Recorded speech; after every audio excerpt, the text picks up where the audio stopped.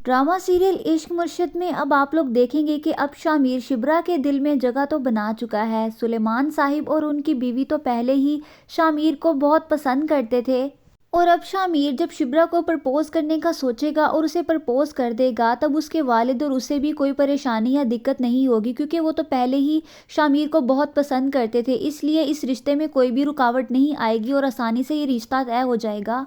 लेकिन इसी दौरान जब शामिर की ये हकीकत सबके सामने खुलकर आ जाएगी कि ये शामिर नहीं बल्कि एक करप्ट सियासतदान का बेटा है, जिसको शिब्रा और उसका बाप करप्ट होने की वजह से सख्त नापसंद करते हैं और उससे नफरत करते हैं।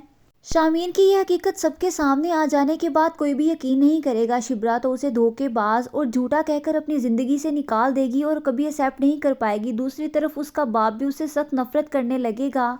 शिब्रा जो कि उससे बहुत मोहब्बत करने लगी थी, इस गैर मुतवक्के बात से वो बहुत ज़्यादा हर्ट हो जाएगी और बहुत परेशान हो जाएगी। इसके बाद वो शामिर को तो कभी कबूल ही नहीं कर पाएगी और ना ही उसे कभी माफ़ करेगी।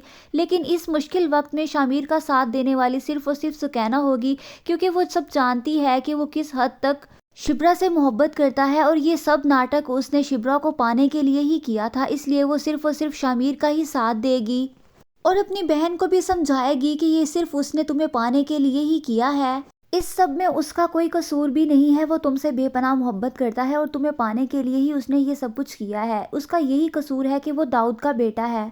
लेकिन सुकैना भी पीछे हटने वाली नहीं है। वो अपनी बहन को मुकम्मल तौर पर समझाएगी कि वो ऐसा बिल्कुल भी नहीं है जैसे तुम सोच रही हो। उसने ये सब कुछ तुम्हें पाने के लिए ही किया है। वो तुमसे बेहद मोहब्बत करता है। लेकिन क्या शिब्रा हकीकत जानने के बाद भी उसे अपनी ज़िंदगी में एक्सेप्ट कर पाएगी या उससे शादी करेगी?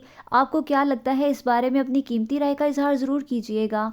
ड्रामा सीरियल इश्क मुर्शिद की नेक्स्ट आने वाली एपिसोड्स बहुत ज़्यादा इंटरेस्टिंग होने वाली हैं। Do subscribe my channel for more interesting videos and press the bell icon. Thanks for watching. Bye bye.